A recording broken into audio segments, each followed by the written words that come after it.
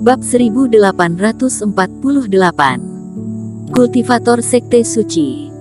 Namun, meskipun ada puluhan ribu serangga beracun seukuran biji wijen, Tiak cukup menarik mereka berdua keluar dari lembah retak tanpa menggunakan reiki. The Sky Eater berusaha sekuat tenaga beberapa kali, tetapi terhuyung-huyung dan tidak dapat menarik Eric Kin berdua sepenuhnya. Sebaliknya, malah diseret oleh Eric Kin dan terus jatuh ke bawah. Kalau tidak, kamu lepaskan aku, tanpa beban tubuhku, kamu mungkin masih bisa hidup. Vela Ouyang menggertakkan giginya saat melihat ini. Meskipun dia juga ingin hidup, lebih baik Eric Kin bisa hidup daripada mereka berdua mati bersama. Lagi pula, jika pihak lain tidak berusaha menyelamatkan dirinya, pasti tidak akan jatuh ke dalam situasi berbahaya seperti itu. Jangan putus asa, ini belum waktunya. Eric Kin menggelengkan kepalanya. Kemudian, dia berubah pikiran dan memerintahkan Sky Eater untuk menariknya secara diagonal ke atas. Mata Vela Ouyang berbinar. Seketika langsung memahami pikiran Eric Kin. Dengan begini, meskipun keduanya jatuh, lintasan mereka berubah dari lurus ke bawah menjadi jatuh diagonal. Lembah retak ini cukup dalam, selama kita bisa bergerak ke tepi, maka bisa mencoba mendaki, kemudian bisa keluar pengepungan. Eric Kin berkata. Lalu jika kita tidak begitu beruntung, kita akan mendarat terlebih dahulu sebelum sampai ke tepi. Vela Ouyang bertanya dengan sedikit pesimis. Kamu di bawah aku, kamu akan jatuh mati lebih dulu, aku menginjak tubuhmu sebagai penyangga, mungkin saja aku bisa bertahan hidup. Eric Kin berpikir dan berkata, kamu. Vela Ouyang terdiam, meskipun perkataan Eric Kin masuk akal, apakah benar-benar baik saja jika berkata seperti ini? Namun, yang dikhawatirkan Vela Ouyang tidak terjadi. Eric Kin tidak cukup bodoh untuk bertaruh pada keberuntungan. Beberapa Sky Eaters menjelajah ke segala arah, dan segera mengirim kembali berita, mengetahui arah terdekat dengan dirinya. Dengan begini, sebatang dupa perlahan melayang di lembah retak, dan Eric Kin akhirnya mendekati tepi lembah retak. Untungnya, lembah retak ini tidak jauh berbeda dengan berbagai lembah retak yang pernah dilihat sebelumnya, banyak jurang di dinding batu yang tidak semulus sayatan pisau. Hati-hati, kamu tidak punya reiki sekarang, kamu harus belajar membiasakan diri. The Sky Eater terhuyung-huyung, memimpin mereka berdua ke permukaan batu yang kasar, dan Eric Kin mengingatkan mereka. Vela Ouyang mengangguk, dan juga sedikit gugup. Pong! Akhirnya, di tengah jatuh, keduanya terbanting dengan kuat ke dinding batu. Eric Kin memiliki 20 tahun lebih pengalaman hidup tanpa reiki. Dia memegang batu yang menonjol dengan kedua tangan dan segera menstabilkan sosoknya. Dan Vela Ouyang berteriak.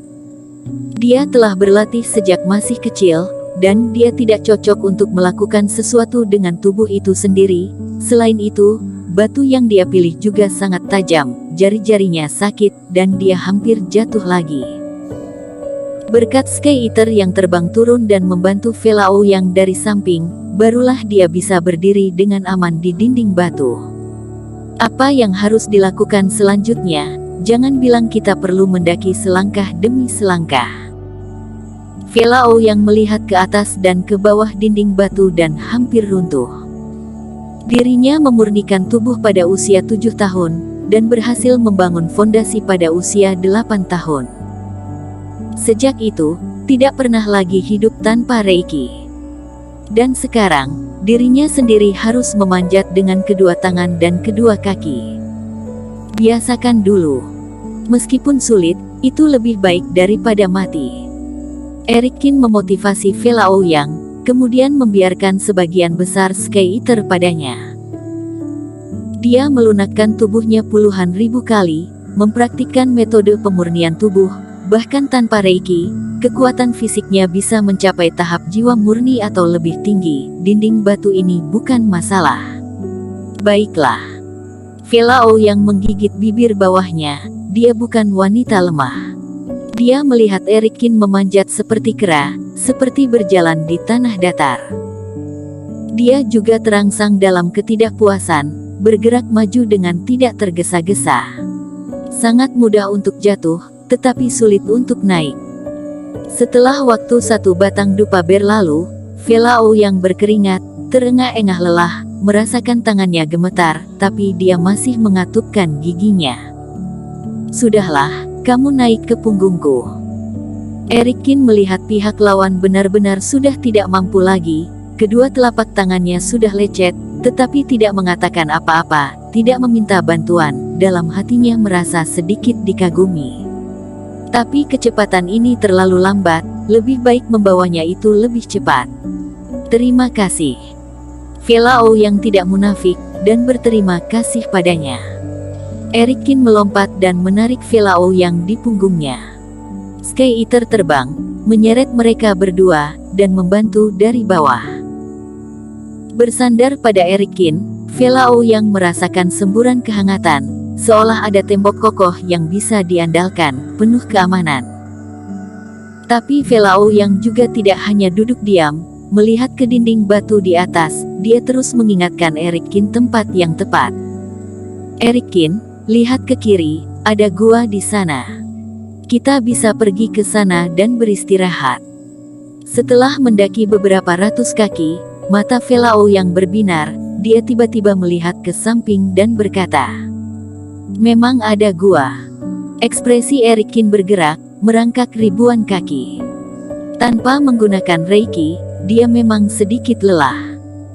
Dan juga, tidak tahu berapa lama waktu yang dibutuhkan untuk keluar dari lembah retak keheningan abadi ini, dan tidak mungkin untuk terus naik. Setelah beberapa langkah, dia melompat ke depan dan membawa Velao yang ke dalam gua kecil ini. Ah! Tapi Velao yang baru saja mendarat, berteriak saat melihat sesuatu di dalam gua.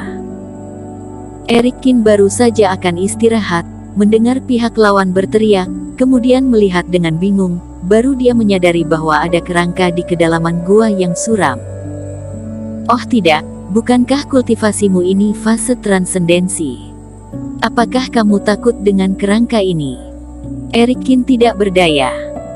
Wih, mana mungkin aku takut dengan hal semacam ini, hanya saja tidak menyangka akan bertemu dengan tulang belulang keturunan sekte suci abadi di sini. Velao yang melangkah maju, membungkuk, dan dengan hati-hati memeriksa tulangnya.